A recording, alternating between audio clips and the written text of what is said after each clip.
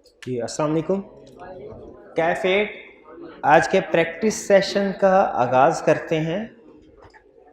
इस practice session में हम केस स्टडीज़ की प्रैक्टिस किया करते हैं। तो आज की जो केस स्टडीज़ की प्रैक्टिस हमने करनी है वो किस चैप्टर की केस स्टडीज़ हैं? चैप्टर 11, जिसमें हम रिस्क को आइडेंटिफाई भी करते हैं और उसको एड्रेस करने के लिए प्रोसीजर भी रिकमेंड करते हैं कि क्या प्रोसीजर परफॉर्म होने चाहिए। इसमें हम आज 3 क्वेश्चन को डिस्कस कर रहे होंगे। क्वेश्चन नंबर 5, 17 और 18, चैप्टर 11 वॉल्यूम 2। तो स्टार्ट करते हैं क्वेश्चन 17 पहले। एज यूजुअल सबसे पहले रिक्वायरमेंट, शाबाश। रिक्वायरमेंट में क्या कह रहा है? Identify and evaluate the audit risk in the above situation and how would you respond to these risk. Identify risk का मतलब क्या है? रिस्क की हेडिंग बताओ, यानी किस एरिया में और किस असर्शन में रिस्क है, हेडिंग बनाओ। इवेल्युएट रिस्क का मतलब क्या है? उसको एक्सप्लेन करो, 1-2 लाइनों में एक्सप्लेन करो। इन दी अबव सिचुएशन, इस सिचुएशन में, यानी रिस्क इसमें से निकालने। ये नहीं कि पुराने रिस्क लटा लगाए हुए और वो आप छाप दें, ऐसे नहीं। इस केस स्टडी में से जो रिस्क हैं वो आपने आइडेंटिफाई करने हैं। And how would you respond to these risk. How would you respond का मतलब प्रोसीजर्स बताओ, जिन प्रोसीजर से इस रिस्क को आप एड्रेस करेंगे। अच्छा, नीचे क्या कह रहा है? रूटीन वेरिफिकेशन स्टेप्स में नॉट बी मेंशन्ड। कहता है रूटीन के जो वेरिफिकेशन के स्टेप, यानी वो general steps, agree financial statements, agree record with financial statement, वो प्रोसीजर नहीं लिखने इस तरह के, ठीक है, बल्कि स्पेसिफिक प्रोसीजर लिखने हैं। वो था स्कैन जीएल, वो उस तरह के रूटीन, ऐसे प्रोसीजर जो हर एरिया में फिट हो जाते हैं। आपको पता ना कुछ प्रोसीजर है, वो रूटीन प्रोसीजर है, वो जनरल वो नहीं लिखने, स्पेसिफिक लिखने। तो सही कह रहा है, स्पेसिफिक लिखने चाहिए हमें। You are the auditor of Reliable Generators Limited RGL for the year ended 30 September 2014, year ended 30 September 2014। RGL is primarily engaged in the business of manufacturing and sale of generators. अच्छा, some time ऐसा होता है कि nature of product से भी कोई ना कोई रिस्क आइडेंटिफाई हो रहा होता है। जैसे हमने आज के लेक्चर में भी पढ़ा था, जैसे अगर नेचर ऑफ इन्वेंट्री ऐसी हो, हाईली प्रीशियस इन्वेंट्री आइटम्स हो, मूवेबल आइटम्स हो, उनमें रिस्क ऑफ थेफ्ट ज्यादा होता है, जैसे ज्वेलरी आइटम्स वगैरह, इनहेरेंट, शाबाश। इसी तरह अगर टेक्नोलॉजी बेस्ड प्रोडक्ट्स हों, मोबाइल फोन वगैरह, उनमें टेक्नोलॉजी के चेंज होने की वजह से इनके ऑब्सोलीट होने का रिस्क ज्यादा होता है। तो कुछ केसेस में नेचर ऑफ प्रोडक्ट्स की वजह से भी रिस्क राइज होता है। लेकिन यहाँ पे जनरेटर्स कोई टेक्निकल या वो रिस्क ऐसी चीजों में राइज होता है जो कि प्रीशियस आइटम्स होती हैं या टेक्नोलॉजी बेस्ड होती हैं, पोर्टेबल। जो रूटीन की इन्वेंट्री आइटम्स हैं उनमें रिस्क राइज नहीं होता। तो जनरेटर कोई टेक्नोलॉजी बेस्ड प्रोडक्ट नहीं है जिसकी टेक्नोलॉजी चेंज हो तो हम कहेंगे जी ऑब्सोलीट हो गया। ठीक, तो इसमें नेचर ऑफ प्रोडक्ट से कोई रिस्क राइज नहीं होता। Generator are supplied all over the country through a network of distributors, through a network of अच्छा, डिस्ट्रीब्यूटर्स जो हैं, नेटवर्क ऑफ डिस्ट्रीब्यूटर, हमने डिस्ट्रीब्यूटर्स को जो माल सप्लाई करते हैं वो हम उनको सेल करते हैं और वो आगे फर्दर कस्टमर को सेल करते हैं कि हम उन्हें कंसाइनमेंट बेसिस के ऊपर सामान भिजवाते हैं, सेल ऑन अप्रूवल बेसिस के ऊपर, और वो फिर आगे अगर सामान सेल हो जाए तो हमें पैसे देते हैं, सामान सेल ना हो तो हमें स्टॉक वापस कर देते हैं। ये डिसीजन करना जरूरी होता है। क्वेश्चन में हमने ये देखना है कि कहीं उसने अगर हमें ऐसी इंफॉर्मेशन दी है कि हम स्टॉक सेल कर रहे हैं और जो वेरियस लोकेशंस पे स्टॉक पड़ा है वो हमारा है, वेरियस लोकेशंस पे जो स्टॉक पड़ा है वो हमारा है, तो इस सिचुएशन में रिस्क अराइज होगा। अगर इन्वेंट्री आइटम सेंट्रलाइज्ड लोकेशन की बजाय वेरियस लोकेशंस पे मौजूद हो तो इससे रिस्क राइज होता है। क्यों रिस्क राइज होता है? क्योंकि एक ही वक्त में सारी लोकेशंस का इन्वेंट्री काउंट करना मुश्किल है, मुश्किल है। तो यहां पे कह रहा है कि generator are supplied all over the country through a network of distributors. इसमें हमें कंफर्म नहीं हो रहा है इसी इंफॉर्मेशन से कि जो हम डिस्ट्रीब्यूटर्स को सप्लाई कर रहे हैं वो सेल बेसिस के ऊपर है या सेल ऑन रिटर्न बेसिस के ऊपर है। तो इसके ऊपर अभी कमेंट हम नहीं कर रहे फिर, ठीक है। वरना अगर क्वेश्चन में कहता कि आपके कंट्री में बहुत सी जगहों पे डिफरेंट लोकेशन पे स्टॉक मौजूद है तो उससे रिस्क राइज होता।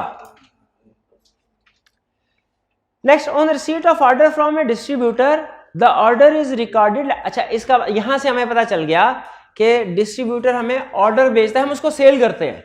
इसका मतलब है डिस्ट्रीब्यूटर्स के पास जो स्टॉक पड़ा हुआ है वो हमारा नहीं है, वो हमने सेल किया हुआ है, वो उन्हीं का स्टॉक है।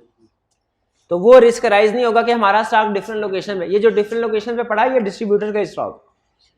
कह रहा हूं receipt of order from a distributor, order is recorded electronically and transmitted to the factory, 100% payment is received in advance. सारी की सारी पेमेंट एडवांस में रिसीव कर ली जाती। रिस्क है कि नहीं? यहाँ पे पहला रिस्क राइज हुआ। क्या रिस्क है? कि एडवांस में ही जब कैश रिसीव हुआ उसी वक्त सेल रिकॉर्ड कर ली होगी। रिस्क क्या है? कि जिस वक्त कैश रिसीव हुआ कैश बेसिस के ऊपर सेल रिकॉर्ड कर ली होगी, ये रिस्क है ना। अच्छा, इसमें फिर हम कैसे इंश्योर करेंगे, कैसे कंफर्म करेंगे कि कैश बेसिस पे सेल रिकॉर्ड हुई है कि नहीं? हम देखेंगे, हाँ, गुड्स डिस्पैच नोट की डेट और सेल्स रिकॉर्डिंग की डेट वो सेम है कि नहीं। जिस दिन सेल्स रिकॉर्डिंग की डेट को कंपेयर करेंगे गुड डिस्पैच के साथ, अगर वो डिफरेंट डेट है तो इसका मतलब यह है कि सेल्स गुड्स डिस्पैच के ऊपर नहीं, रिसीविंग के ऊपर रिकॉर्ड। और दूसरा, कंट्रोल्स टेस्ट करेंगे over recording of cash received. Controls test करेंगे ओवर रिकॉर्डिंग ऑफ कैश। इसका मतलब क्या है कि देखेंगे जब कैश रिसीव होता है तब उसकी रिकॉर्डिंग एंट्री क्या पास होती है। इस कैश रिसीव्ड के ऊपर क्या रिकॉर्डिंग एंट्री होनी चाहिए? Cash debit advance from customers credit, भाई यही होनी चाहिए ना। तो हम ये देख, हमारा रिस्क क्या है, खतरा क्या है हमें कि कहीं क्लाइंट एडवांस पैसे रिसीव करके सेल ना रिकॉर्ड करता हो। इस खतरे को कैसे दूर कर सकते हैं? हम जो कैश रिसीव हो रहा है उसकी एंट्री देख के, और दूसरा जो सेल रिकॉर्ड हो रही है उसकी डेट को गुड डिस्पैच नोट की डेट के साथ कंपेयर करके। एग्री करते हैं इसे? फिर इसके बाद इसमें दो प्रोसीजर मैंने आपको बता दिए, रिकॉर्डिंग और कंट्रोल्स ओवर रिकॉर्डिंग, और सेल्स को गुड डिस्पैच नोट की डेट के साथ कंपेयर करना, जिससे पता चल जाएगा डिस्पैच के वक्त ही सेल रिकॉर्ड हो रही है या रिसीविंग के वक्त होती है। जी हाँ, सिस्टम की अंडरस्टैंडिंग भी ऑब्टेन कर सकते हैं, बिल्कुल। क्लाइंट से इंक्वायर कर सकते हैं कि बताइए आपका सिस्टम क्या है, कैश रिसीव के ऊपर क्या रिकॉर्डिंग करते हैं, डिस्पैच के ऊपर क्या रिकॉर्डिंग करते हैं, ठीक है। लेकिन सिर्फ ये एक प्रोसीजर जरूर होगा जो इंक्वायर करना है क्लाइंट से सिस्टम, या सिस्टम को अंडरस्टैंड करना है, लेकिन इसको हमने सप्लीमेंट करना है दूसरे प्रोसीजर के साथ भी, सिर्फ एक प्रोसीजर नहीं लिखना। फिर कह रहे हैं following are the extracts from draft financial statement provided by the client. अब ये एक्सट्रैक्ट दे रहा है, रेवेन्यू लास्ट ईयर 59.6 मिलियन, इस साल 60 मिलियन, कोई सिग्निफिकेंट चेंज नहीं है, थोड़ा सिग्निफिकेंट चेंज नहीं है, हम इसको डिस्कस नहीं करेंगे, ऐसे ही है ना। लेकिन ज़हन में रखिए अगर नीचे कोई फर्दर इंफॉर्मेशन दिया उसको लिंक करेंगे, फिर मे भी किसी फर्दर इंफॉर्मेशन की वजह से इस रिस्क को रिवाइज करने की जरूरत पड़ जाए। फिलहाल हमारी प्रिलिमिनरी असेसमेंट क्या है, सेल्स में कोई रिस्क नहीं। नेक्स्ट, परचेजेस, इसमें रिस्क है, इसमें भी कोई सिग्निफिकेंट रिस्क नहीं है। और ग्रॉस प्रॉफिट में हम रिस्क असेसमेंट करते ही नहीं है। क्यों नहीं करते? क्योंकि सेल्स और कॉस्ट ऑफ सेल्स को अलहदा से असेस किया जाता है, सेल्स को अलहदा, कॉस्ट ऑफ सेल्स को अलहदा असेस किया जाता है। डायरेक्ट ग्रॉस प्रॉफिट की रिस्क असेसमेंट, हाँ, एक केस में डायरेक्ट ग्रॉस प्रॉफिट से रिस्क असेसमेंट करते हैं जब उसने सेल्स और कॉस्ट ऑफ सेल्स को दिया ही ना हो, डायरेक्ट जीपी रेशियो दे दी हो, तो फिर हम जीपी रेशियो की मदद से रिस्क असेसमेंट करते हैं। लास्ट लेक्चर में सिखाई थी ना आपको। Next statement of financial position, balance sheet 30 number में। ट्रेड पेबल्स लास्ट ईयर तकरीबन 1.9 और इस साल 1.65। ट्रेड पेबल्स कम हो रहे हैं। 3 तरीके हैं इसका रिस्क असेस करने के, ट्रेड डेटर्स का भी, क्रेडिटर्स का भी, इन्वेंट्री का भी। 3 तरीके हैं। पहला तरीका, डायरेक्ट अमाउंट को कंपेयर कर लें। डायरेक्ट अमाउंट को कैसे कंपेयर करें? हमें पता चल रहा है कि क्रेडिटर्स कम हो रहे हैं। कौन सा रिस्क है? Completeness of creditor. लेकिन ज्यादा बेहतर है अगर परचेसेस या कॉस्ट ऑफ सेल्स दी गई हो तो ज्यादा बेहतर क्या है? क्रेडिटर को उससे डिवाइड करके, रिलेट करके रेशो निकाले। तो पहला तरीका है डायरेक्ट अमाउंट कंपेयर कर लें। दूसरा तरीका इसको परसेंटेज में कंपेयर कर ले, यानी इसको करें trade payables divided by purchases. Trade payable purchases से रिलेट करते हैं ना, पिछले साल के पेबल को परचेजेस से डिवाइड कर लें और देखें क्या फिगर आती है, और इस साल के ट्रेड पेबल को परचेजेस से डिवाइड कर लें। कंक्लूजन मेरा ख्याल है सेम ही होगा। क्या परसेंट पिछले साल परसेंटेज क्या है? 22 और 26, यानी पिछले साल क्रेडिटर्स परचेजेस का कितने परसेंट थे? 4.6। खुदा का खौफ, इतनी सी कैलकुलेशन नहीं आप करते। अब मैं जो करवा रहा हूं ना, चुप करके वैसे कैलकुलेशन करनी है। आप जितनी को कैलकुलेशन करते पता चल गया मुझे। 1895 डिवाइडेड बाय 40848, क्या आंसर है? 4.6 कैसे आ सकता?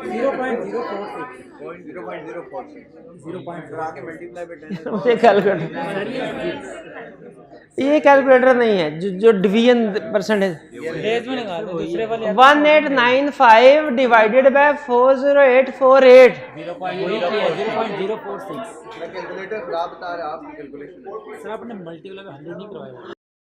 हाँ, तो ये आया 4.64%। इसका मतलब ठीक है नहीं ठीक है 4.6। इसका मतलब क्या है? पिछले साल टोटल परचेजेस का 4.64% थे क्रेडिटर। इस साल कितने? 4.64 ध्यान में रखिएगा। 1653 डिवाइडेड बाय 42676। यार ये क्या डिवाइड में, इसको पॉइंट्स में कन्वर्ट कर।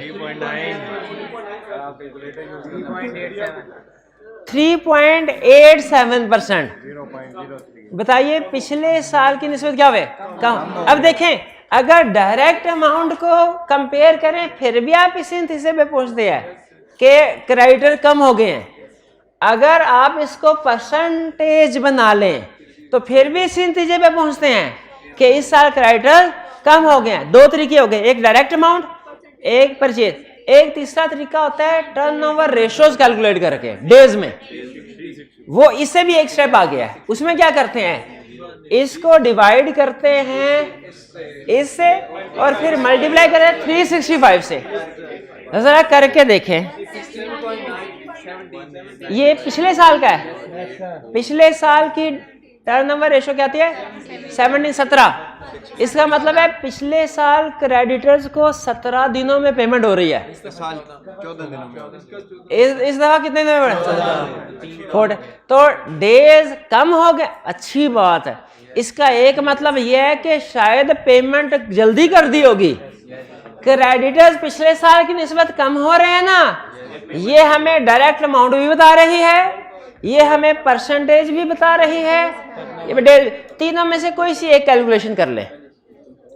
तीनों में से वैसे सबसे बेहतर जो है वो है डेज वाली, लेकिन अगर कभी जल्दी हो ना तो आप परसेंटेज वाली, और उससे भी ज्यादा जल्दी हो तो डायरेक्ट भी कर सकते हैं। कैलकुलेशन के देखें, अगर ये डिपेंड करता है, बाज़ औक़ात इंफॉर्मेशन किसी तरीके से देता है, बाज़ औक़ात इंफॉर्मेशन किसी तरीके से देता है। किसी क्वेश्चन में वो डायरेक्ट डेज दे देता है, किसी क्वेश्चन में वो सिर्फ बैलेंस शीट की फिगर दे देता है। अगर किसी क्वेश्चन में सिर्फ बैलेंस शीट की फिगर दे, आप डायरेक्ट कंपेयर करके रिस्क असेसमेंट निकाल लेंगे। समझ आ रही है बात की? अगर किसी क्वेश्चन में वो बैलेंस शीट भी दे दी और इनकम स्टेटमेंट भी दे दी, तो आपने क्या करना है, परसेंटेज के जरिए से कैलकुलेट। और किसी क्वेश्चन में हो सकता है वो डायरेक्टली आपको डेज दे खुद से, टर्नओवर डे। तो मैंने आपको तीनों तरीकों से रिस्क असेसमेंट सिखाया। आइंदा अगर वो किसी क्वेश्चन में सिर्फ आपको इन्वेंट्रीज के, डेटर्स के, क्रेडिटर्स के डेज देना, उससे भी रिस्क असेसमेंट कर सकते हैं। डेज बढ़ रहे हैं इसका मतलब है बैलेंस भी बढ़ रहा है। इन्वेंट्री टर्नओवर डेज बढ़ रहे हैं मतलब बैलेंस भी बढ़ रहा है। इन्वेंट्री अमाउंट्स में बढ़ रही है इसका भी वही मतलब, और परसेंटेज में बढ़ रही है इसका भी वही मतलब। तो आपको तीनों तरीके सिखाए क्यों? आपको मैंने सिर्फ एक ही तरीका क्यों नहीं सिखा दिया कि डायरेक्ट कंपेयर करो? क्योंकि हाँ, किसी भी तरीके से पूछ सकता है। वो किसी क्वेश्चन में आपको टर्नओवर डेज दे देगा, किसी में आपको परसेंटेज दे देगा, और किसी में आपको डायरेक्ट सिर्फ बैलेंस शीट ही देगा। तो आपको तीनों तरीके से रिस्क असेसमेंट आने चाहिए। चलिए अब हम किसी भी तरीके से इस क्वेश्चन में कर लें, क्योंकि कंप्लीट इन्फॉर्मेशन है इस क्वेश्चन में, उसने अमाउंट भी दी है और इनकम स्टेटमेंट की भी। आप डायरेक्ट भी कंपेयर कर सकते हैं, परसेंटेज भी और टर्नओवर रेशियोज भी। तीनों तरीकों से हम इसके नतीजे पे पहुंचते हैं। क्या इस दफा क्रेडिटर्स कम हो रहे हैं? अच्छा, ये भाईजान का पॉइंट ऑफ व्यू ये था कि सर पेमेंट कर दी होगी जल्दी, अच्छी बात है कि लाइबिलिटीज कम हो रही है, जल्दी पेमेंट कर दी होगी। हमने एज ऑडिटर प्रोफेशनल स्केप्टिसिज्म को सामने रखे क्या सोचना है, लाइबिलिटीज अंडरस्टेट की गई हैं। तो रिस्क क्या हुआ, हेडिंग बनाइए, रिस्क की हेडिंग कंप्लीटनेस ऑफ क्रेडिटर। शाबाश, आगे एक्सप्लेन कर देंगे, ठीक है। वो जो पढ़ा कैसे एक्सप्लेन करेंगे, वो पढ़ा लर्निंग ऑब्जेक्टिव 4, वो लर्निंग ऑब्जेक्टिव 4, हाँ वो उसमें लिखा हुआ है। प्रोसीजर्स क्या होंगे, वैसे तो प्रोसीजर भी लिखे हुए हैं लेकिन प्रोसीजर ज्यादा है मैं ना, इसलिए मैं ये आपसे पूछ रहा हूं। कंप्लीटनेस ऑफ क्रेडिटर के प्रोसीजर क्या है?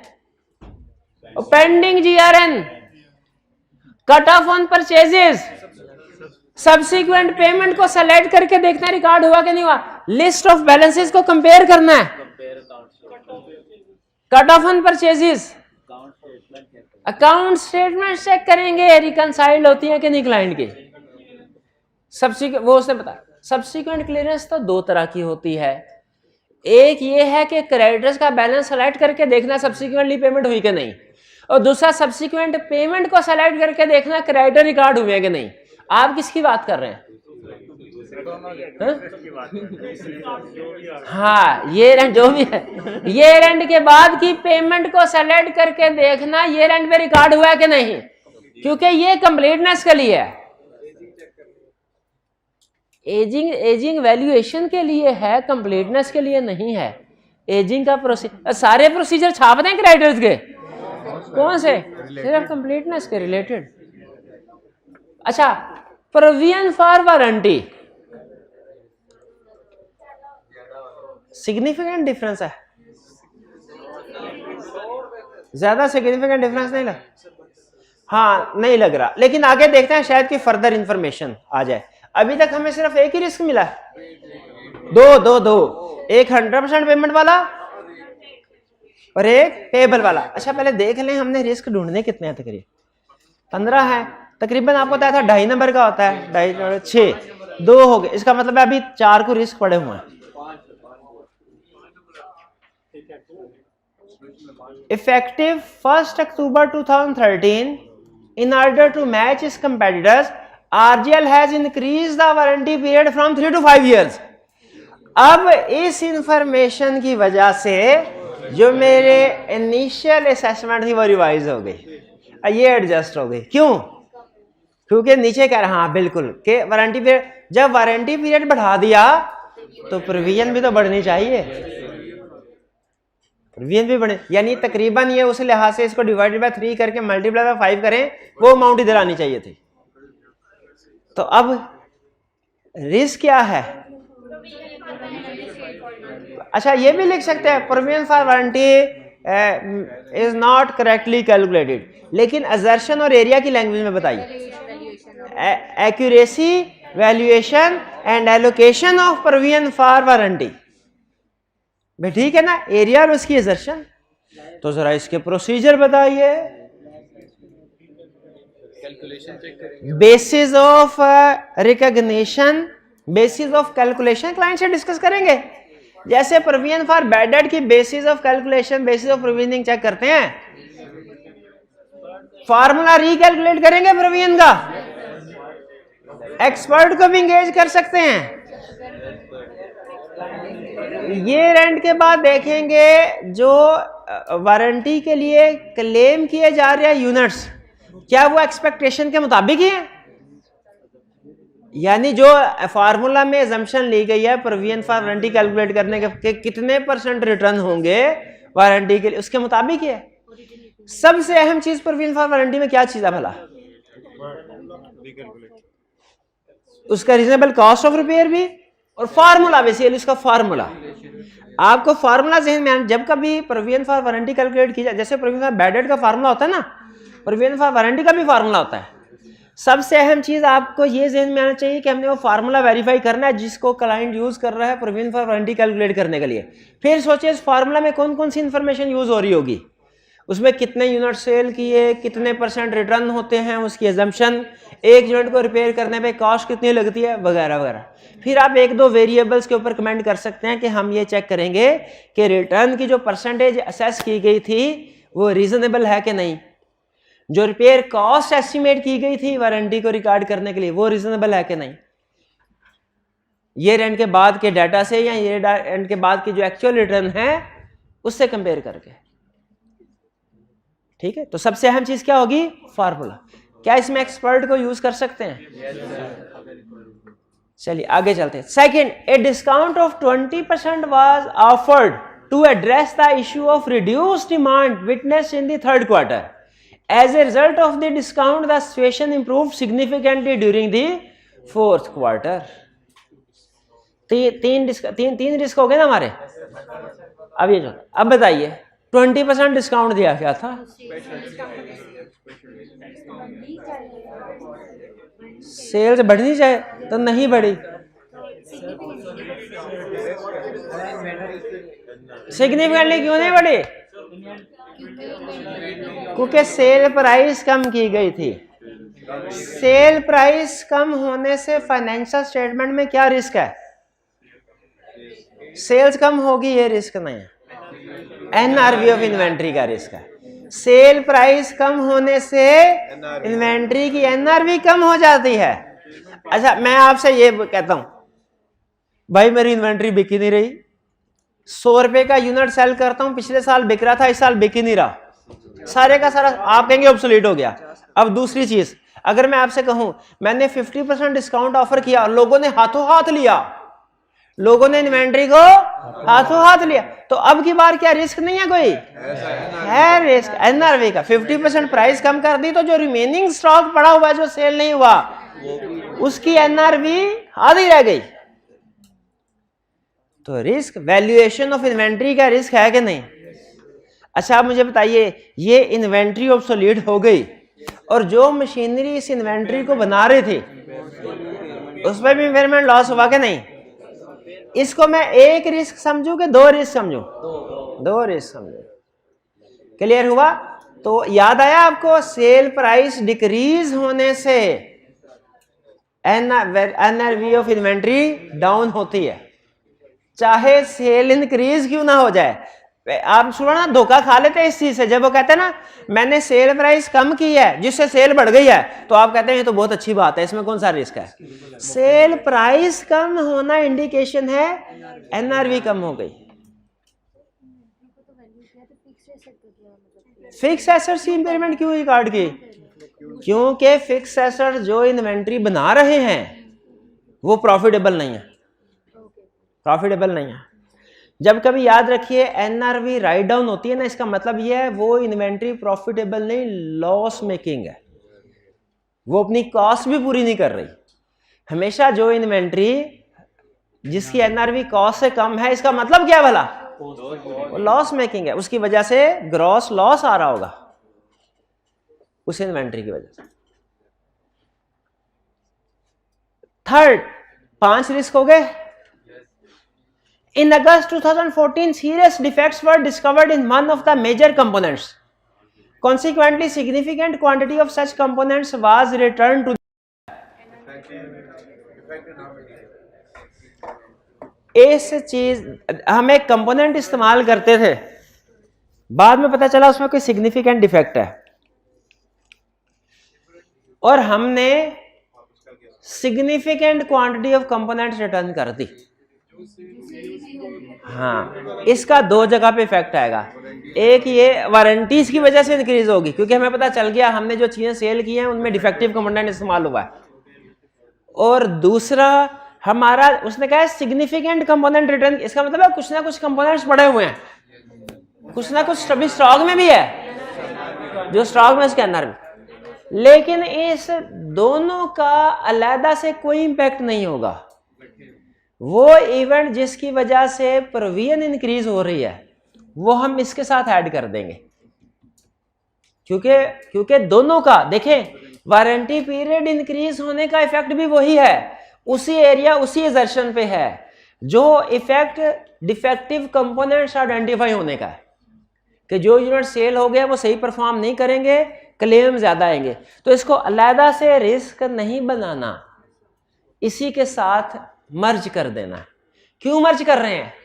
क्योंकि दोनों सेम एजर्शन सेम एरिया पे इफेक्ट है, और जो ये तो वो है जो सेल कर दिया, और जो कंपोनेंट्स क्लोजिंग स्टॉक में पड़े हुए हैं एनआरवी, उसको भी अलग से नहीं लिखना,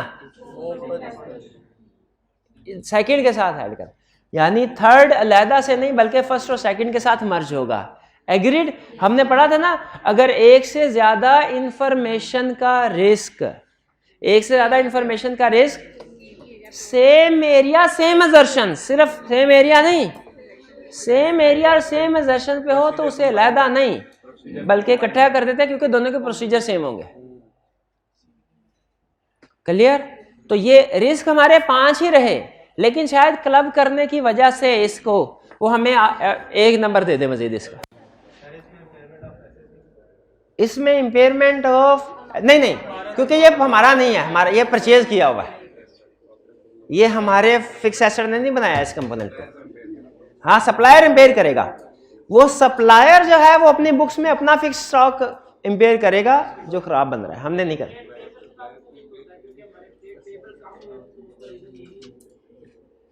ट्रेड पेएबल्स कम, हाँ ट्रेड पेएबल, उसने कह रहे ट्रेड पेएबल के साथ भी लिंक होता है क्योंकि हमारा ट्रेड पेएबल कम हुआ है तो ये उसको रिटर्न किए इस वजह से कम हुआ है। आपने पॉजिटिव इंफॉर्मेशन की तरफ जाना है कि नेगेटिव की तरफ? वो मिसाल बताए थे ना, गलत सोचे, घटिया नहीं लफ्ज की है। Scanning of the supplier's ledger accounts revealed various payments for which no satisfactory reply was given by the management. However, said amounts were recovered before the year end. जब कहीं पूरी फाइनेंशियल स्टेटमेंट में कोई ऐसी ट्रांजैक्शन आ जाए जिसके बारे में मैनेजमेंट कहे हमें नहीं पता ये क्या है, हमें नहीं पता ये क्या है, तो वो क्या है वाला? फ्रॉड। क्योंकि देखिए हर ट्रांजैक्शन मैनेजमेंट रिकॉर्ड करेगी तो पास होगी ना, और अगर मैनेजमेंट कहे किसी ट्रांजैक्शन के बारे में कि हमें इनके बारे में नॉलेज, फ्रॉड। और फिर कह रहा है कि वो बाद में रिकवर भी हो, अच्छा स्टूडेंट कहने लगा सर बाद में रिकवर तो हो गई है, तो ये ऐसे ही है जैसे एक बंदा 10 चोरियां करे, 2 में पकड़ा जाए तो वो वापस कर दे। अब क्या इसका ये मतलब है कि सारी सिचुएशन ठीक हो गई?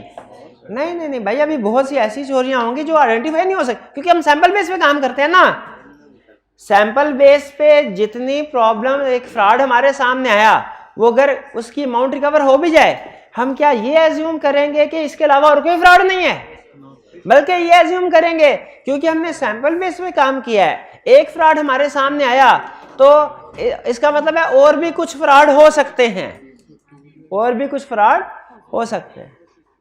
तो इसमें हमें इस सिचुएशन में हमारा प्रोसीजर क्या होना चाहिए? रिस्क ऑफ फ्रॉड इंक्रीज हो जाना चाहिए। सैंपल साइज इंक्रीज कर, क्या डायरेक्टर्स को कम्युनिकेट करना चाहिए कि सर कोई गड़बड़ लग रही है, मैनेजमेंट फ्रॉड कर रहे? क्लियर? ये इसमें कोई ऐसा रिस्क या ऐसा फैक्टर जो आपको समझ में ना आया हो? नहीं? क्या अब आप इस काबिल हैं कि क्वेश्चन में फिगर से भी और फैक्चुअल इंफॉर्मेशन से भी रिस्क आइडेंटिफाई कर सके? आगे चलते हैं।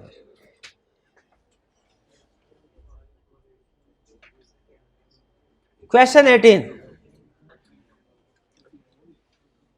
सबसे पहले requirement, identify and evaluate the audit risk in the above situation. अब प्रोसीजर नहीं पूछे इसने तो नहीं बताने। रिस्क 12, अच्छा अब प्रोसीजर चूंकि नहीं है तो मेरे ख्याल है रिस्क के मार्क्स ज्यादा होंगे।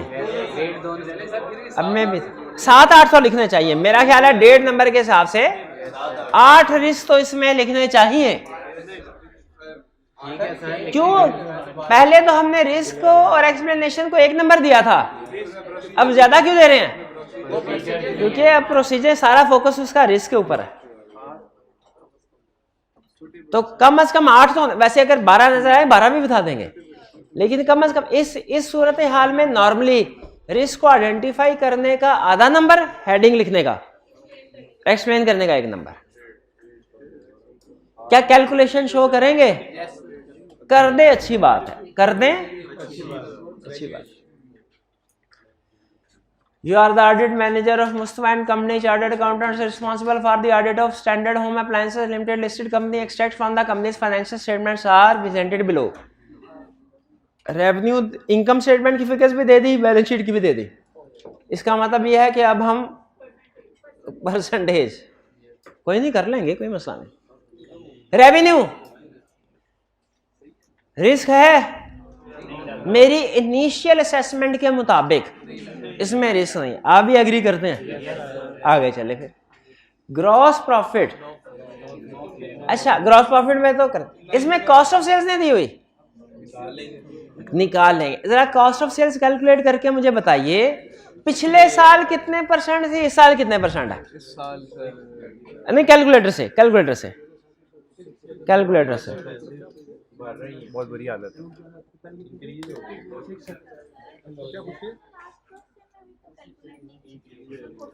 क्या जीपी रेशो कैलकुलेट करने को नहीं कह रहा मैं, जीपी रेशो, क्योंकि जब रेवेन्यू और कॉस्ट ऑफ सेल्स अलग अलग गिवन है तो फिर जीपी रेशो नहीं। आपने रेवेन्यू की रिस्क असेसमेंट में का कोई इश्यू नहीं, मैं पूछ रहा हूं कॉस्ट ऑफ सेल्स में कहीं रिस्क तो नहीं है। इसमें बेसिकली सिर्फ एक ही मसला है, उसने कॉस्ट ऑफ सेल्स की फिगर नहीं आपको दी, लेकिन आप कैलकुलेट कर सकते हैं। कैसे? Revenue minus gross profit cost of sales आ जाएगा। कितना? पिछले साल कितना था, इस साल कितना है? 54, 50 ज्यादा नहीं लग रहा मुझे ऐसा। ठीक है, ठीक है, ठीक, कोई मसला नहीं। फाइनेंस चार्जेस, हाँ इसको लोन से कंपेयर करेंगे। शाबाश, लोन नीचे दिया उसने, दिया हुआ तो करें कैलकुलेशन। पिछले साल 69 को डिवाइड करें, किसके साथ डिवाइड करेंगे? लीज के साथ, लायबिलिटीज या बैंक ओवरड्राफ्ट? चलिए मुझे सिर्फ ये बता दीजिए, जो ऊपर फाइनेंस चार्ज नजर आ रहा है आपको, आज आपकी अकाउंटिंग का इम्तिहान है, अकाउंटिंग का इम्तिहान है। ऊपर जो फाइनेंस चार्ज नजर आ रहा है ये सिर्फ लॉन्ग टर्म बोरिंग के ऊपर है या कि बैंक ओवरड्राफ्ट के ऊपर भी है या कि liabilities against asset subject to finance loss, सब पे है। तो अब इसकी परसेंटेज कैलकुलेट करें। 77 डिवाइडेड बाय 180 प्लस 185। करे कैलकुलेशन करने से ना घबराया करें। वो पिछले वाला 43% पिछले साल कितने परसेंट है? 67%। और इस साल 12%। सिग्निफिकेंट डिफरेंस है। तो रिस्क क्या है कि interest finance charge accurately calculate नहीं किया गया। अच्छा, वैसे एक बात सुन लें, बज़ाहिर इस साल का इंटरेस्ट परसेंटेज जो है ना फाइनेंस, वो ज्यादा रीजनेबल लग रही है, क्योंकि नॉर्मली इंटरेस्ट एक्सपेंस 10, 12, 15% के आसपास होता है। 70% रेट ऑफ इंटरेस्ट पे कोई एक्सपेंस नहीं होता। लेकिन हम लास्ट ईयर की रिस्क असेसमेंट लास्ट ईयर को अज्यूम करते हैं कि वो करेक्ट है, और उसको बेंचमार्क बना के इस साल की रिस्क असेसमेंट करते हैं। तो इस साल चूंकि सिग्निफिकेंट डिफरेंस है, तो हमारा रिस्क है कि क्या रिस्क है? Accuracy of finance charges. और इसके प्रोसीजर्स में क्या लिखेंगे? ओ सॉरी, लेकिन अगर होती रिक्वायरमेंट तो हम लोन एग्रीमेंट पढ़ते, इंटरेस्ट की कैलकुलेशन को, इंटरेस्ट एक्सपेंस को रिकैलकुलेट करते।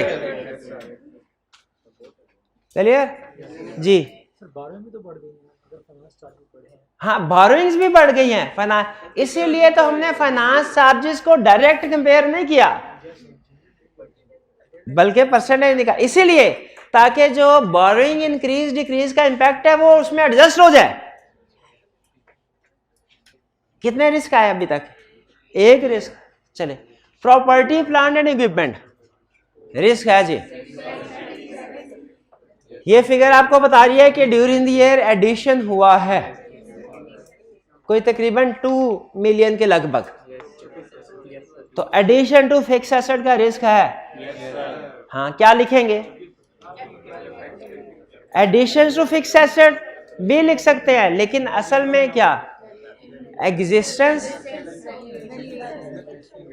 And valuation of fix assets.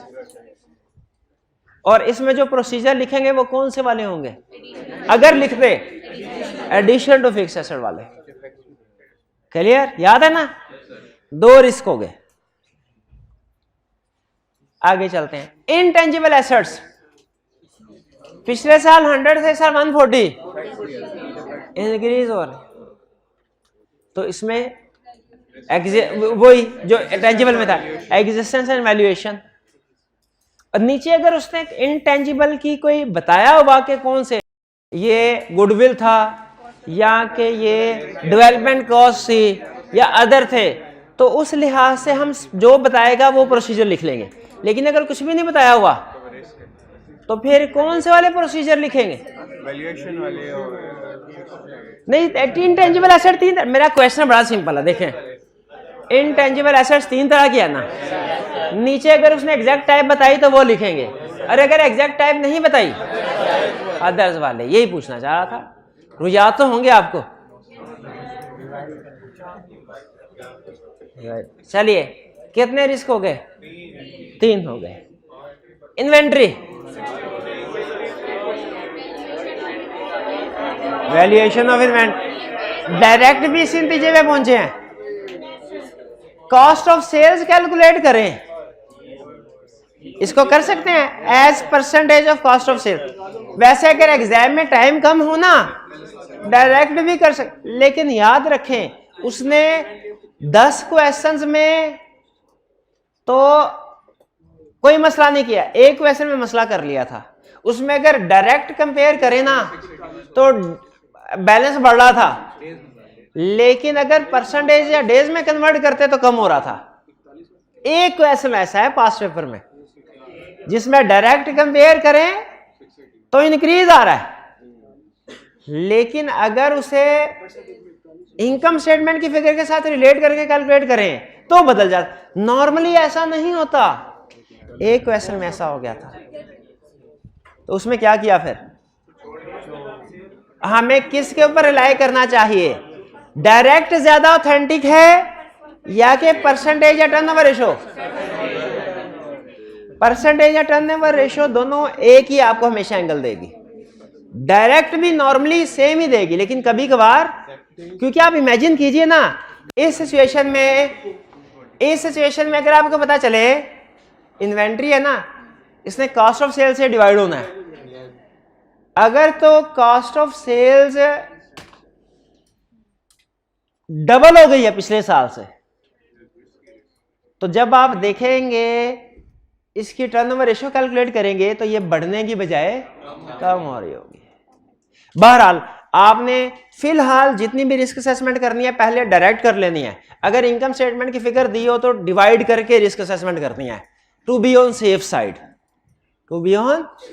यहां पे चूंकि इनकम स्टेटमेंट दी हुई है उसने, इसलिए हालांकि डायरेक्ट भी आपको पता चल रहा है वैल्यूएशन ऑफ इन्वेंट्री का रिस्क है, लेकिन बेहतर है कि परसेंटेज कैलकुलेट करके मुझे बताएं क्या पिछले साल की निस्बत इस साल में इन्वेंट्री की परसेंटेज बढ़ रही है? 63, यानी पिछले साल कॉस्ट ऑफ सेल्स का 41% थी इन्वेंट्री, इस साल 60, बहुत बढ़ गई। क्यों बढ़ गई है? बिकी नहीं, ऑब्सोलीट हो गई है। तो कौन से प्रोसीजर? वैल्यूएशन ऑफ इन्वेंट्री के छाप देंगे, छाप देंगे, सुनाए पे। अच्छा, जब मैं कहता हूं सुनाए पे हंस के दिखा देते हैं मुझे, वैसे कहते हैं छाप देंगे, बेफिक्र है। मुझे इसमें रिस्क ऑफ फ्रॉड लग रहा है, ये जब आप मुझे कहते हैं ना कि सर छाप देंगे, छाप देंगे, रिस्क ऑफ मिस स्टेटमेंट लग रहा है मुझे इसमें। चलिए कितने रिस्क हो गए? 4, 1 2 3 4। ट्रेड रिसीवेबल डायरेक्ट भी पता चल रहा है, लेकिन बेहतर क्या है? डिवाइड करके देखें, नतीजा वही होगा। 95% केसेस में सेम कंक्लूजन पे पहुंचेंगे आप। इस यानी पिछले साल 77 डेज में कलेक्शन हो जाती थी, यानी डेटर पैसे नहीं दे रहे। कौन से प्रोसीजर? Valuation of data. अच्छा, जो वैल्यूएशन, वैसे तो आपने नहीं बताना, जो वैल्यूएशन ऑफ डेटर के प्रोसीजर बताएगा 50 रुपए इनाम पाएगा।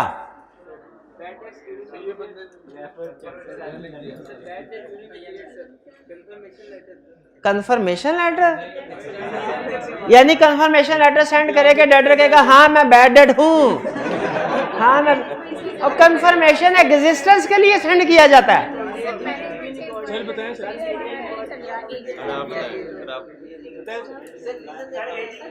प्रोविजन मैनेजमेंट ने जो रिकॉर्ड की है उस डेटर को कैसे पता चलेगा मेरी प्रोविजन रिकॉर्ड की है?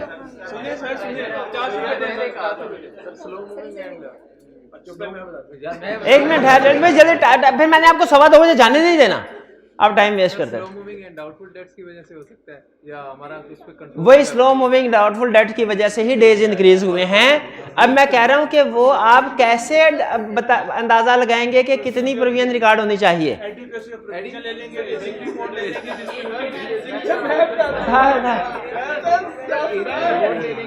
एजिंग रिपोर्ट ले लेंगे, एडिक्वेसी ऑफ प्रोविजन मैनेजमेंट के साथ डिस्कस करेंगे।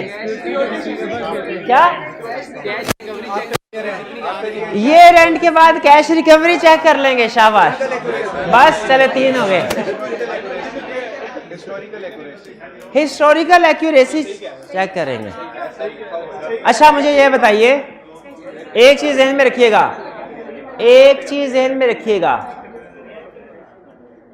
केस स्टडी में एक सिंगल डेटर की बैंकरप्सी की बात करें ना, उसके प्रोसीजर कुछ और हैं, और अगर जनरली रिस्क हो कि डेटर्स बढ़ रहे हैं, रिकवरी नहीं हो रही, वो रिस्क और इसका प्रोसीजर और है। नहीं बात समझ आई ना? मैं आपको ये बता रहा हूं, प्रोविजन फॉर बैड डेट या वैल्यूएशन ऑफ डेटर में अगर केस स्टडी में वो सिंगल डेटर के ना बैड डेट हुआ है, उसके प्रोसीजर में और जनरली जो सारे डेटर्स की वैल्यूएशन चेक करते हैं उसके प्रोसीजर में थोड़ा फर्क है। कुछ सेम है, कुछ डिफरेंट है। जैसे एक प्रोसीजर बता रहा हूं, आप मुझे ये बताइएगा सिंगल डेटर के केस में आएंगे कि जनरल सारे डेटर्स के केस में? प्रोसीजर क्या है? Send confirmation letter to liquidator, single letter. दूसरा हिस्टोरिकल एक्यूरेसी, जनरल में। तीसरा, चेक कलेक्शन या cash received after the year end, ये दोनों में है, दोनों में है। तो सारा इंटायरली डिफरेंट नहीं है दोनों केसेस, लेकिन सिंगल डेटर का क्वेश्चन में कह देना कि वो बैड डेट हो गया, उससे कलेक्शन नहीं हो रही, वो केस स्पेशल वाला है, वो डिफरेंट है। और जनरली डेटर्स के बारे में रिस्क अगर कहे कि बैलेंस बढ़ रहे हैं, कलेक्शन नहीं हो रही, वो डिफरेंट है। पे कर रहे हैं, हाँ सेल एग्रीमेंट वाला वो सिंगल डेटर वाले केस में होगा। शाबाश, वो सिंगल, वो देखिए हमने सारे डेटर्स में नहीं है नॉर्मल पढ़ा। चलिए फिर 1 2 3 4 5 रिस्क हो गए। कैश एंड बैंक बैलेंस में रिस्क नहीं है, शेयर कैपिटल में रिस्क नहीं, रेंट अर्निंग में नहीं, लॉन्ग टर्म बोरिंग रिस्क क्या है कि ओवरस्टेट किया होगा बोरिंग को, अंडरस्टेट किया होगा, क्या रिस्क होता है? एक तो पुअर लिक्विड पोजीशन को इंडिकेट कर रहा है ना। दूसरा, इन इट स्पेसिफिकली लोन में क्या रिस्क है? Compliance, breach of debt covenant, breach के लोन नहीं याद, ये हमने पढ़ा था कि नहीं पढ़ा था कि जब कभी लोन लेंगे क्लाइंट लोन तो रिस्क है कि कहीं उसने किसी कंडीशन की वायलेशन ना की हो, ब्रीच ऑफ कंडीशन का रिस्क होता है जी। तो यहां इसके लिए प्रोसीजर क्या होते थे? एग्रीमेंट को रीड करना है, टेस्ट कंप्लायंस ऑफ कंडीशन, और ये लॉन्ग टर्म बोरिंग्स है। अगर एक कंडीशन भी वायलेट हुई हो ना तो इस लॉन्ग टर्म बोरिंग्स को शॉर्ट टर्म में क्लासिफाई कर लेते हैं। बैंक ओवरड्राफ्ट,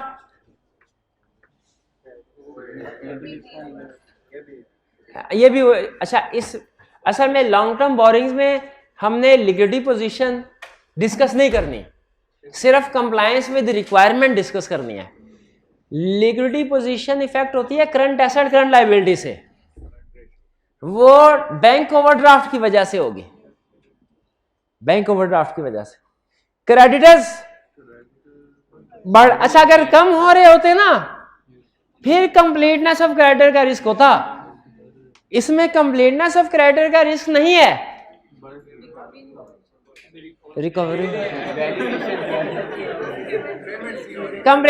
पेमेंट नहीं और गोइंग, ये लिक्विडिटी पुअर लिक्विडिटी पोजीशन का रिस्क है।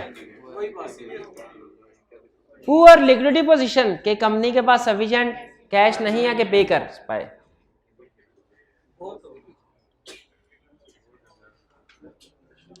अच्छा नीचे कुछ इंफॉर्मेशन है, during year company has introduce various products based on latest technologies.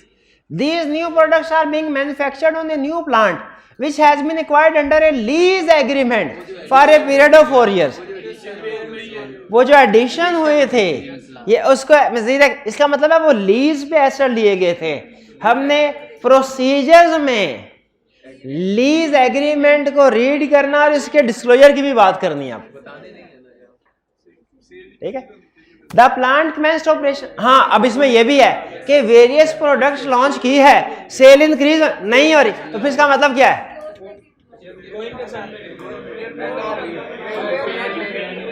And the valuation of inventory का रिस्क है और इंपेयरमेंट ऑफ फिक्स, यानी जो ड्यूरिंग द ईयर नए फिक्स एसेट एक्वायर किए गए हैं वो भी कोई प्रॉफिटेबल नहीं रहे, क्योंकि जो प्रोडक्ट बना रहे हैं उसने भी सेल्स को ग्रो नहीं किया,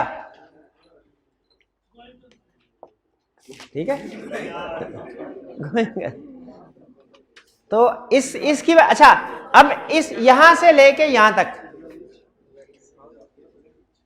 2 रिस्क है, एक वैल्यूएशन ऑफ इन्वेंट्री वाला, एक इंपेयरमेंट वाला। एग्रीड। वैल्यूएशन ऑफ इन्वेंट्री वाला हम ऊपर डिस्कस कर चुके हैं, उसे सिर्फ मर्ज करना है। इंपेयरमेंट वाला डिस्कस नहीं किया, एडिशन डिस्कस किया था, इसे इंपेयरमेंट को लाता डिस्कस करना है। समझ रहे? इंपेयरमेंट भाई जस्टिफाइड होता है कि इंपेयरमेंट क्यों रिस्क है। पूरे हो गए, पढ़ लेते हैं अभी मजीद भी। Useful life of plant is 5 years। ये असल में हमें डेप्रिसिएशन की तरफ लेके जा रहा है, लेकिन ये हम एडिशन टू फिक्स एसेट में कवर कर लेते हैं कि हमने जो लाइफ एस्टिमेट किया उसकी रीजनेबलनेस चेक करेंगे। एडिशंस टू फिक्स एसेट्स के प्रोसीजर में जो वो रेजिडुअल वैल्यू या लाइफ एस्टिमेट करता है उसकी चेकिंग का प्रोसीजर है। Intangible assets represent cost of software installed and design which have been acquired from a... अब देखिए intangible asset की उसने टाइप बता दी सॉफ्टवेयर। अब ये कौन सी कैटेगरी बनी?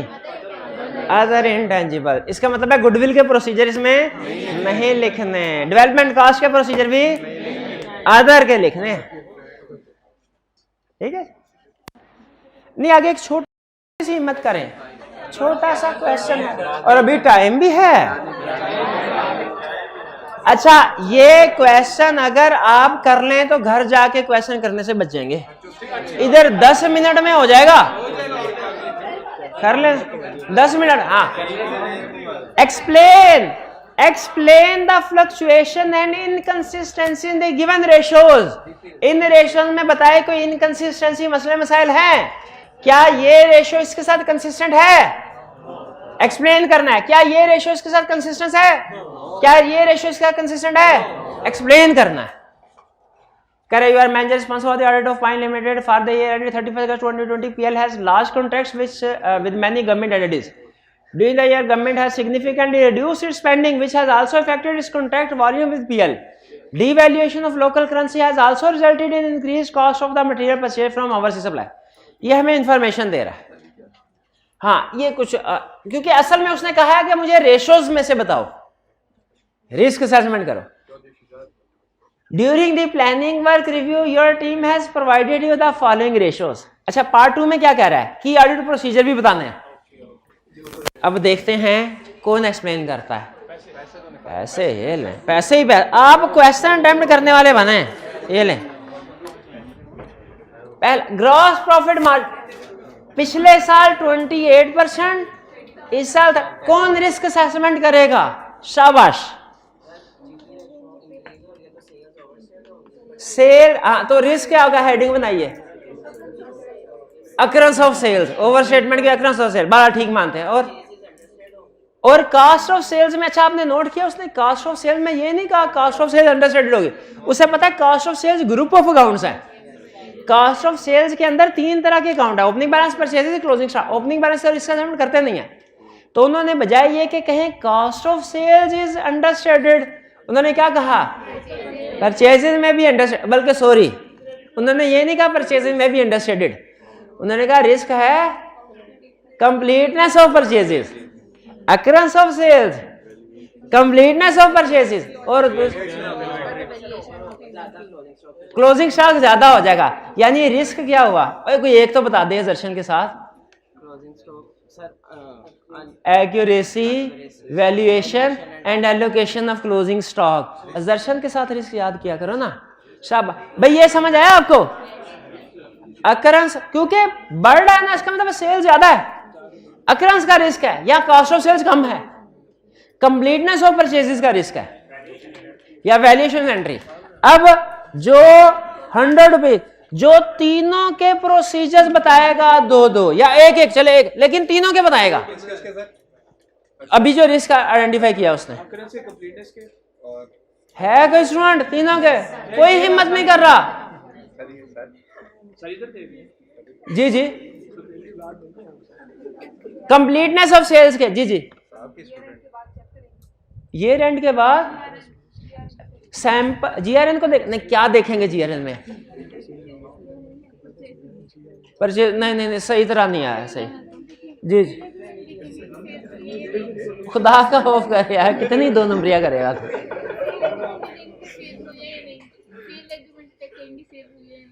कंप्लीटनेस ऑफ सेल का प्रोसीजर, वो भाई शाबाश, सुनिए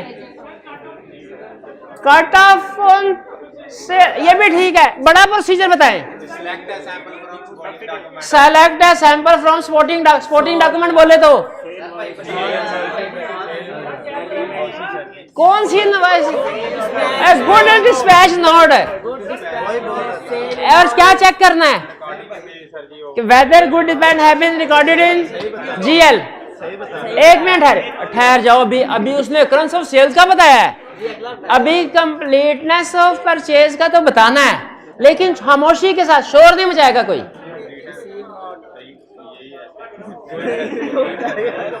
क्या क्या चेक करना है? चेक करना कही जा रहा है। Select a sample of GRN। एक मिनट ठहरो, सेल्स में मैंने रिस्क कौन सा था? अकरेंस का कि कंप्लीटनेस का? और सेल्स में अकरेंस का था, गलत बताया इसने, एक कंप्लीटनेस का बताया। वो भाई सही बताएगा, वो भाई आपने पूछा वो बताया उसने। एजिंग रिपोर्ट देखे, और सेल्स में कौन सी एजिंग रिपोर्ट होती है यार? तीनों के नहीं, लदा बताने, हेडिंग देके मिक्स थोड़ी करना है। पहले बताओ किस एरिया का, किस रिस्क का बता रहे हैं? परचेज में रिस्क कौन सा था? कंप्लीटनेस ऑफ परचेजेस का बताइए। कट ऑफ छोटा प्रोसीजर है, बड़ा बताए। GDN परचेज में कौन सी GDN? अल्लाह के बंदे। अच्छा चलो ठीक है, चांस दे दिया। GRN में क्या देखना है? नहीं देखना गुड रिसीव हुआ कि नहीं, ये देखना है select a sample of GRN and inspect recording in GL। कि GRN टी काउंट में रिकॉर्ड।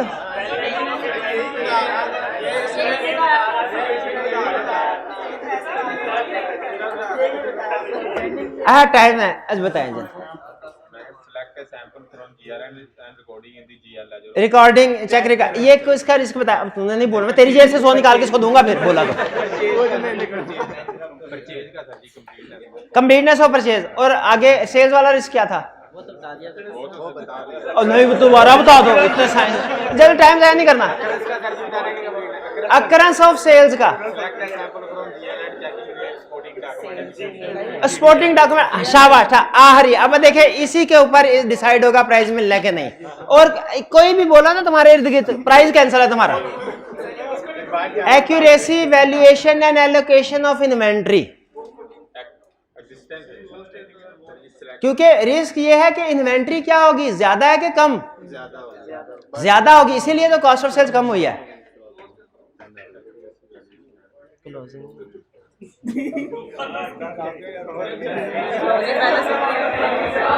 अच्छा चले, मैं एप्रिसिएशन के लिए भाई को 50 दे देता हूं।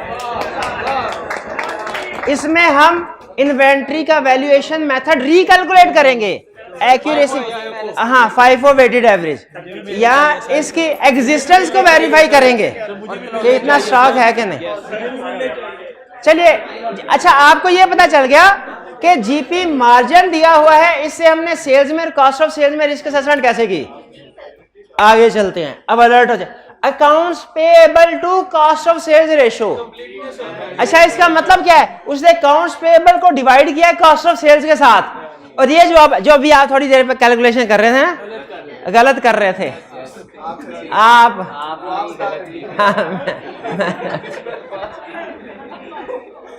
इसका मतलब है पिछले साल क्रेडिटर्स कॉस्ट ऑफ सेल्स का 28% थे, इस साल 20% है। इस साल क्रेडिटर, एक मिनट हरे, कौन बताएगा? 1 2 3 4 कंप्लीटनेस ऑफ क्रेडिटर का रिस्क है। प्रोसीजर बताइए, जल्दी कर। कट ऑफ किसके ऊपर? क्रेडिटर्स के ऊपर कौन सा कट ऑफ होता है? ठीक है, कट ऑफ प्रोसीजर में रखना, कंप्लीटनेस ऑफ क्रेडिटर्स के बता रहे हो, ठीक है। कट ऑफ ऑन परचेजेस सच मान लिया। आगे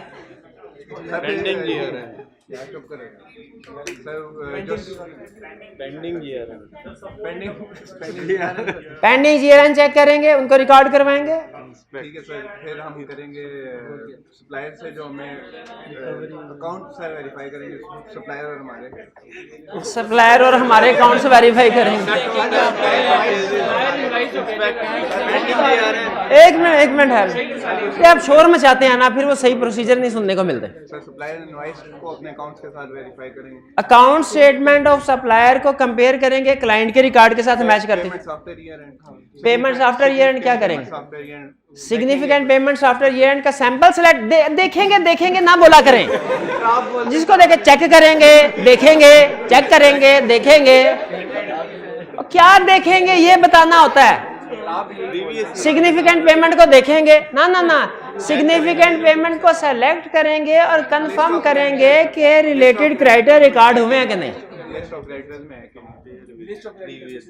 नहीं भाई, एक मौका और दे। अच्छा, प्रायोरिटी पे अगला क्वेश्चन आपसे पूछ लेते हैं। ट्रेड डे, अच्छा आप देखें उसकी साइंस देखें, उसने क्रेडिटर वाला परसेंटेज में दिया है और डेटर वाला डेज में दिया है, लेकिन मैंने तो आपको तीनों बताए हुए ना, अगर अमाउंट्स में भी देता आप वो भी कैलकुलेट कर लेते। ट्रेड डे रिसीवेबल्स क्या रिस्क है? वैल्यूएशन। शाबाश, प्रोसीजर तो बता भाई, रिक्वायरमेंट 2 किसने करनी है?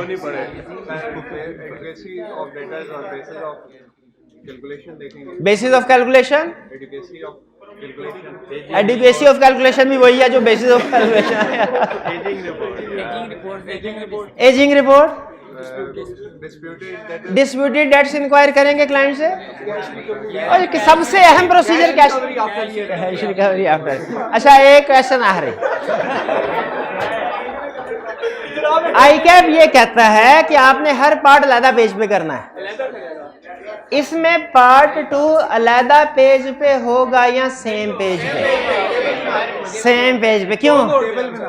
टेबल बना के, क्योंकि इंटरलिंक्ड है दोनों रिक्वायरमेंट। शाबाश। चलें, बस ये आज के लिए बस इतना, बस ये 3 ही क्वेश्चन थे, अब आपका टाइम हो रहा है। असाइनमेंट लाजमी, कल असाइनमेंट लाजमी करके आनी है, कल असाइनमेंट लाजमी करके आनी है रिटर्न फॉर्म में। आज का लेक्चर खत्म करते हैं यहाँ पे। अल्लाह हाफिज।